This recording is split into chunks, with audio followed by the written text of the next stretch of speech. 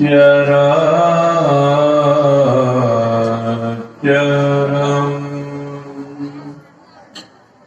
तत्पदं दर्शितं येन तस्मै श्री गुरवे नमः। तस्मै श्री गुरवे नमः। मंच पर विराजमान वंदनीय साधु समाज, पांडाल में विराजमान सत्संगी भाई बहन, सबों को मेरा नमन। हम आप ग्रंथ के पाठ के आधार पर जो विषय योग बना है उस पर पूर्व वक्ताओं से सुन चुके हैं। अब बारी मेरी है। भगवान शंकर ब्रह्मा जी से कह रहे थे, योगहीनं कथं ज्ञानं मोक्षदं भवतीह भूः योगोऽपि ज्ञानहीनस्तु न क्षमो मोक्ष कर्मणि। भगवान शंकर ही पार्वती जी से कह रहे थे, नौ ज्ञानं बिना ध्यानं, नौ ध्यानं बिना ज्ञानं, ध्यानं ज्ञानं यश्चाच तीर्णस्तेन भवसागरम्। हे देवी, ज्ञान के बिना ध्यान नहीं होता है, ध्यान के बिना ज्ञान नहीं होता है। जिन्हें ज्ञान और ध्यान दोनों रहते हैं वे निश्चित ही भवसागर से पार हो जाते हैं। यहाँ दोनों श्लोकों में ज्ञान का भाव क्या है, योग का भाव क्या है, या ज्ञान का भाव क्या है, ध्यान का भाव क्या है, इसको मैं व्यवहारिक ढंग से दिखाता हूं। मनुष्य जो कुछ भी चाहता है वह जानता है कि उसकी प्राप्ति कुछ करने से ही होगी, और कुछ करने की बात ठीक ठीक तभी होगी जबकि उसकी समझ प्राप्त होगी। यानी पहले समझ ठीक होगी, तब करना ठीक होगा, और तब प्राप्तव्य की प्राप्ति होगी। यहाँ ज्ञान का भाव है, जो कुछ करेंगे हम उसको समझना, और योग का भाव है, जो समझे हम उसको करना। ये दोनों होंगे तो जो चाहे हैं वह प्राप्त हो जाएगा। संसार में ही देखते हैं, मान लीजिए आपको बहुत भूख लगी है, भोजन बनाने वाले नहीं हैं, अपने से ही भोजन बनाना पड़ेगा, लेकिन कभी बनाए नहीं है, मतलब है जानते नहीं है। जिनको भोजन बनाने के लिए आता है उनसे पूछेंगे, भाई साहब भोजन कैसे बनाया जाता है?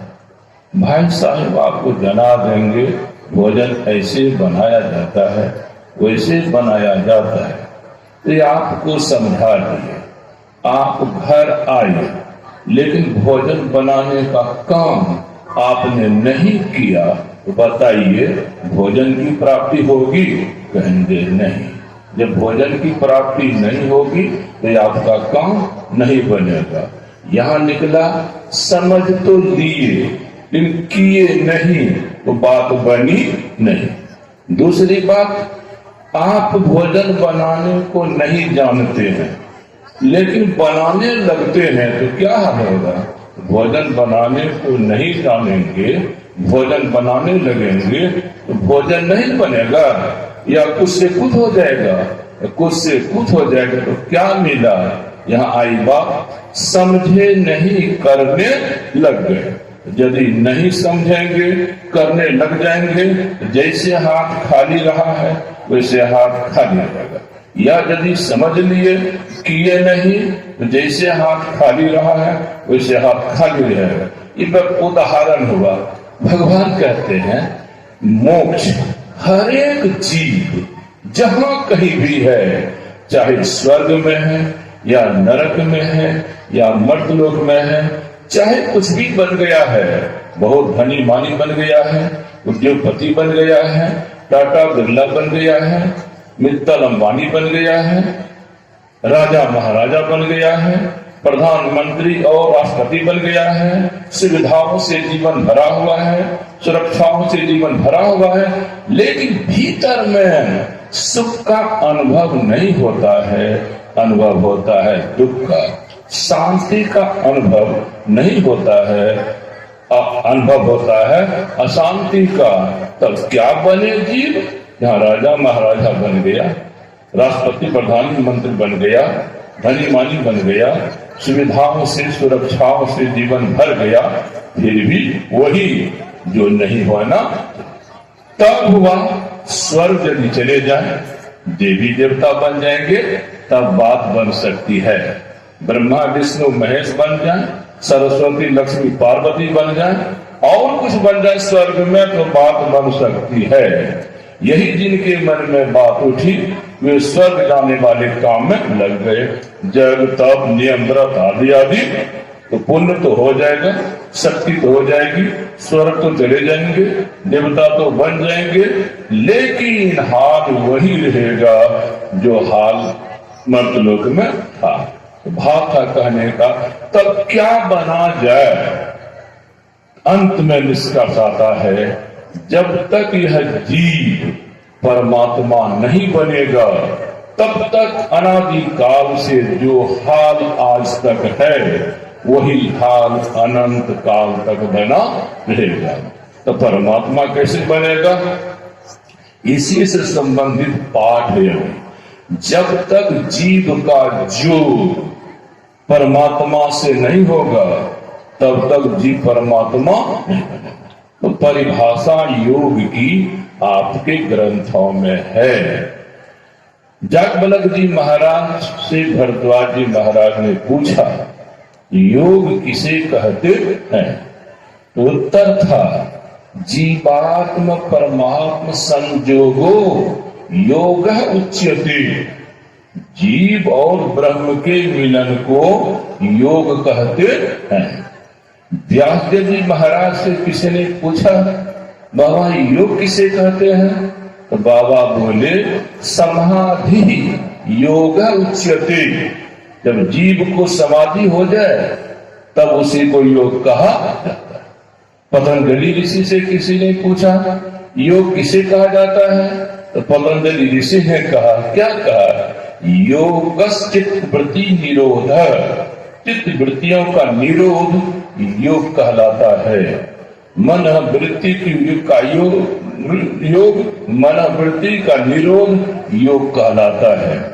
और भगवान कृष्ण अर्जुन ने पूछा, हजूर योग किसे कहा जाता है? तो भगवान कृष्ण बोले, समत्वं योग उच्यते। बुद्धि की समता को, मन की समता को योग कहा जाता है। और एक बात सुन लो अर्जुन, योग है कर्मसु कौशलम। जब तक कर्म में कुशलता नहीं होगी, कर्म लोग करते हैं, बन जाता है पाप, बन जाता है पुण्य। पाप भी बन जाएगा तो बंधन, पुण्य भी बन जाएगा तो बंधन। अब कैसे कर्म किया जाए, ना पाप बने ना पुण्य बने, बंधन नहीं बने, जन्म मरण के संग नहीं आना पड़े।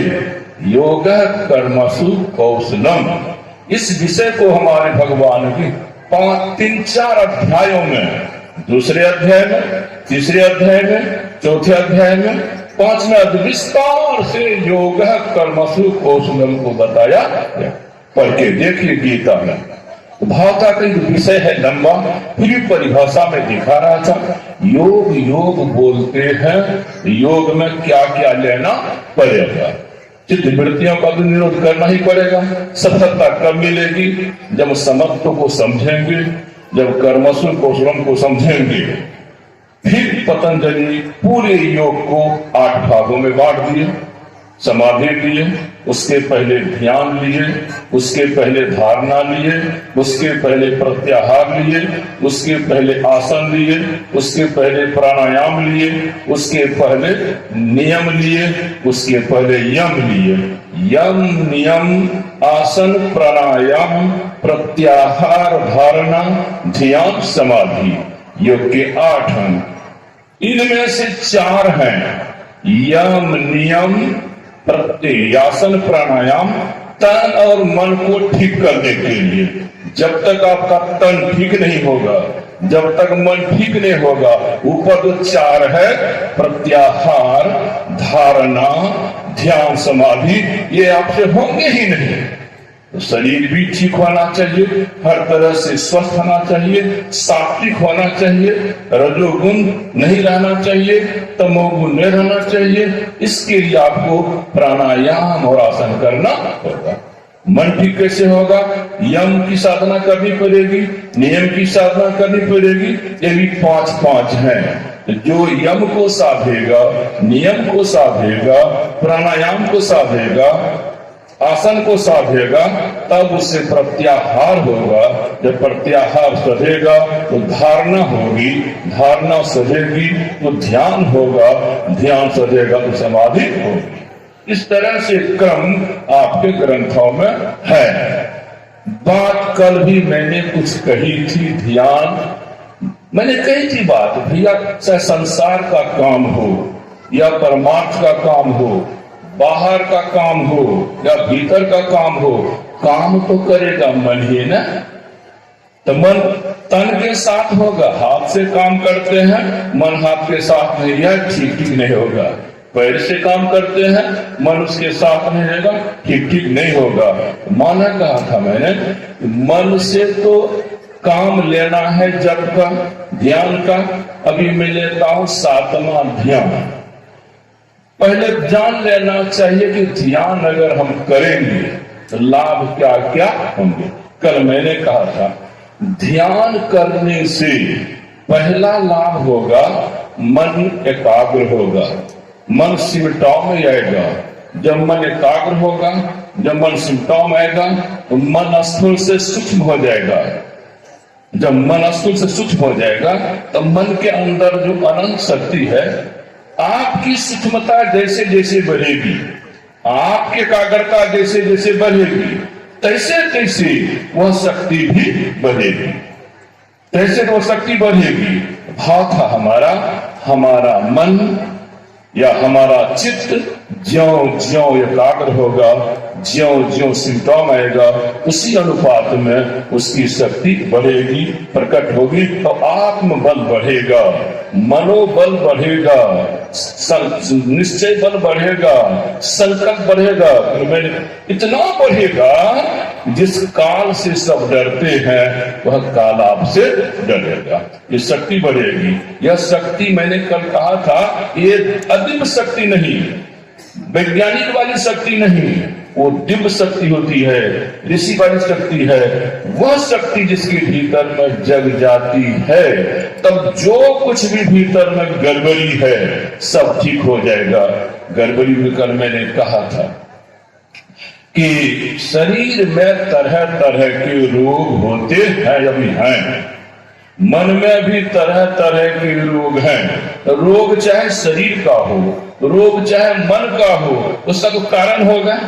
उस कारण को जब तक हम नहीं समझते हैं, रोग बढ़ते जाते हैं। समझने के लिए डॉक्टर के पास जाते हैं, वे टेस्ट कराते हैं, टेस्ट से पता लगाते हैं इस रोग का कारण यह है, तो उसका इलाज ठीक रहता है, ठीक रहता है। तो भाव कहने का कि तन में जो तरह तरह के रोग होते हैं, मन में जो रोग हैं, तन में रोग होगी, मन में, मन के रोग 6, काम, क्रोध, लोभ, मोह, अहंकार, डर, ये छबो रोग मन में हैं। तन के रोग तो आप लोग जानते ही हैं, सुनते ही हैं, बोलते ही हैं। तन के रोगों के भी कारण है, मन के रोगों के कारण है। वो जो ध्यान आप करेंगे, ध्यान से शक्ति उत्पन्न, वह शक्ति रोग के कारण तक प्रवेश कर जाएगी और रोग के कारण को जड़ मूल से खत्म कर। तो रोग के कारण खत्म तो रोग भी खत्म, रोग के कारण खत्म तो रोग भी खत्म। इतना ही नहीं, आपके अंदर जो अश्रद्धा है, आपके अंदर जो अविश्वास है, अविश्वास, वो शक्ति क्या करेगी, आपके मन में अश्रद्धा जो है उसको खत्म कर देगी, श्रद्धा को उत्पन्न कर देगी। आपके मन में संशय है, अविश्वास है, संदेह है, भ्रम है, सबको वह शक्ति खत्म कर दी। बताइए, जब मन से भ्रम निकल जाएगा, संशय निकल जाएगा, संदेह निकल जाएगा, कैसा होगा? संशय को, भ्रम को, संदेह को वह शक्ति खत्म कर देती है, श्रद्धा को उत्पन्न कर देती है, विश्वास को उत्पन्न कर देती है। बहुतों के मन में अंधश्रद्धा है, बहुतों के मन में अंधविश्वास है, अंधविश्वास को खत्म कर देती है शक्ति, अंधश्रद्धा को खत्म, सम्यक विश्वास आपको उत्पन्न कर देगी, सम्यक श्रद्धा आपको उत्पन्न कर देगी। इतना ही नहीं, आप में जो संसार के प्रति आसक्ति है, संसार के प्रति राग है, पद प्रतिष्ठा के प्रति आसक्ति और राग है, धन दौलत के प्रति आसक्ति राग है, राजपाट के प्रति, जिस किसी भी वस्तु के प्रति हमारी आसक्ति है, वो आसक्ति, वह दिव्य शक्ति जड़ मूल से खत्म कर दी। यानी वह शक्ति राग को खत्म करती है, त्याग को उत्पन्न करती है। वह शक्ति, अभी हम लोगों के मन में लेने का भाव होता है, लेने का भाव, देने का भाव, कभी कभी वह शक्ति क्या करेगी, लेने के भाव को मिटा देगी और देने के भाव को, अभी स्वहित के भाव हम देखते, हमी को पद मिलना चाहिए, हमी को पैसा मिलना चाहिए, हमी को प्रतिष्ठा मिलना चाहिए, मिलनी चाहिए, यह है लेने का भाव। वह जब ध्यान होगा, शक्ति उत्पन्न होगी, ये लेने के भाव को मिटा, तब क्या होगा, देने का भाव उत्पन्न होगा, स्वहित का भाव मिट जाएगा, परहित का भाव उत्पन्न होगा। आपके मन बुद्धि में जड़ता है, समझ शक्ति कम है, वो बढ़ जाएगी। आपकी बुद्धि में विस्मरण है, आज याद किए कल भूल गए, विस्मरण शक्ति को खत्म करती है, स्मरण शक्ति को बढ़ाती है, जड़ता को मिटाती है, मंदता को मिटाती है, तीव्रता को उत्पन्न करती है, चेतनता को उत्पन्न करती है। कितना कहूं, कितना आपके जीवन में कष्ट है, कठिनाइयां हैं, विघ्न है, बाधाएं हैं, ये सब वो शक्ति खत्म कर देगी और जीवन को सजा देगी। अनंत लाभ है, अनंत लाभ है। इतना ही नहीं, ध्यान से आपको क्या होगा, पंचकोश में आप हैं, पंचकोश में अन्नमय कोश, प्राणमय कोश, मनोमय कोश, आनंदमय कोश, विज्ञानमय कोश। तीन आवरण यहाँ दान में करते हैं, अंधकार का आवरण, प्रकाश का आवरण, शब्द का आवरण। शरीर के क्षेत्र में जाएंगे, स्थूल शरीर, सूक्ष्म शरीर, कारण शरीर, महाकारण शरीर। ध्यान की शक्ति क्या करेगी, पंच कोशों से चेतन को अलग कर देगी, पंच शरीरों से चेतन को अलग कर देगी और तीन आवरणों से चेतन को अलग कर देगी। अलग करके क्या करेगी, परम चेतन परमात्मा के साथ मिला देगी। यह सब होता है। भाव था कहने का, बहुत लाभ हैं। ये थोड़ी जानकारी मैंने दी इसलिए कि जब लाभों की जानकारी मन में रहती है ना, तो मन में करने की प्रेरणा, यदि लाभों की जानकारी नहीं रहेगी ना, ऐसे बेकार भुगतते हैं, लेकिन करने की प्रेरणा नहीं होती है। अब हम लोग देखेंगे, जो जो संत मत का ध्यान सीखे हैं, दीक्षा के समय ध्यान सिखाया जाता है, ध्यान से जो जो दीक्षा सीखे हैं, निश्चित ही जितना सकते होंगे करते होंगे, लेकिन साल भर हो गए, 2 साल हो गए, 5 साल हो गए, बहुतों को 25 साल हो गए, इतने हो गए, अब हमारा ध्यान ठीक चल रहा है कि नहीं? कैसे जांचिएगा, कैसे जांचिएगा? ध्यान का परिणाम, कल मैंने कहा था नियम है नेचर में, every action must have a reaction. क्रिया होगी तो प्रतिक्रिया होनी ही है, कर्म होगा तो फल होना ही है। यदि हमारे से ध्यान की क्रिया होगी ठीक ठीक तो लाभ जो है वही परिणाम है, वही प्रतिक्रिया है। तो लाभ अगर आ रहा है तो बुझिए ध्यान सही में हो रहा है। लाभ अगर सामने नहीं आ रहा है तो मतलब ध्यान, हम 3 घंटा आंख मूंद करके बैठे हैं, हो सकता हूं महीना भर मास ध्यान में बैठे, हो सकता हो 15 दिन पक्ष ध्यान में बैठे, हो सकता हो 7 दिन, ठीक है, बड़ी अच्छी बात है। तो 7 दिन जो आंख मूंद कर बैठे, सब काम धंधा छोड़कर 15 दिन जो बैठे, महीना भर बैठे, कोई छोटा महीना भर बैठे, 6 दिन आप बैठे तो काम नहीं होगा, लेकिन परिणाम आ रहा है कि नहीं, ज्ञान का फल दिखाई पड़ रहा है कि नहीं। यदि नहीं तो केवल बैठना हुआ, केवल आंख मूंदना हुआ। जो ध्यान की क्रिया होनी चाहिए वो ध्यान क्रिया नहीं तो कारण होगा, कोई बाधा है भीतर में, नहीं ध्यान हो रहा है, नहीं ध्यान का फल आ रहा है, तो मतलब है कोई बात है। वह कौन सी बात है? बहुत सी बात है। प्रक्रिया को आप लोग जानते ही हैं, परिभाषा को शायद जानते होंगे, नहीं भी जानते हैं, तब परिभाषा में बता दूं। ध्यानं निर्विषयं, ध्यानं शून्यगतम मनः, ध्यानम प्रत्यएकतानता, और क्या है? तैल धारा बलनुसंधान नैरंतर्य ध्यानम। अब 4 श्लोक हम दिए हैं, चारों में ध्यान की परिभाषा है। आपको समझना पड़ेगा, जब हम बोलते हैं कि जब मन निर्विषय हो जाए, यानी मन जब 5 विषयों से अलग हो जाए, बुझिए मन ध्यान में। मन अगर 5 विषयों से खाली हो जाए, बुझिए कि क्यों न पकड़ेंगे लोग। यहाँ निर्विषय मन को ध्यान कहते हैं, निर्विचार मन को ध्यान कहते हैं। आप 5 विषयों को लेना, बोल रहे थे बाबा, रूप विषय 1, शब्द विषय 2, गंध विषय 3, स्पर्श विषय 4, रस विषय 5। इन 5 विषयों के ज्ञान से अगर मन हमारा खाली है, समझ जाइए हमारा मन ध्यान में है। इन 5 विषयों में से एक भी विषय अगर मन में है तो परिभाषा के अनुसार ध्यान में नहीं है, इस परिभाषा के अनुसार। लेकिन प्रत्ययैकतानता ध्यानम, इसकी परिभाषा में क्या है?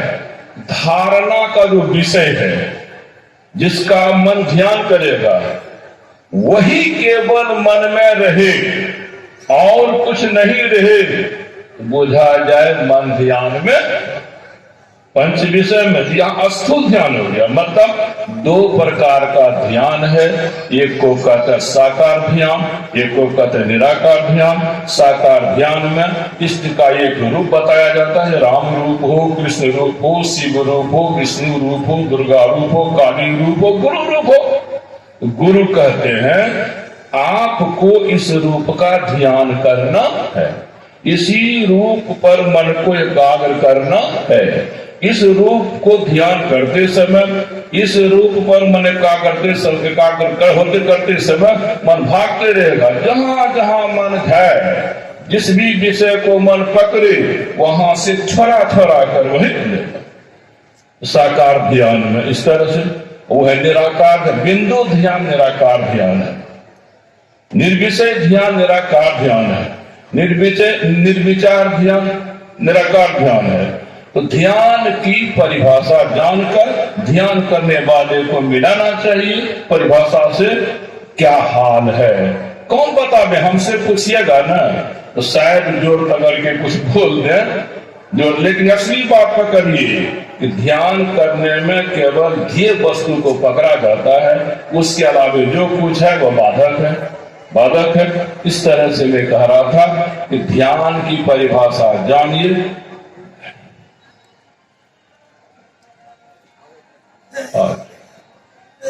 तो मैं कह रहा था कि परिभाषा जाननी चाहिए। तो 1 मिनट में नहीं होगा, है हमारा स्वाद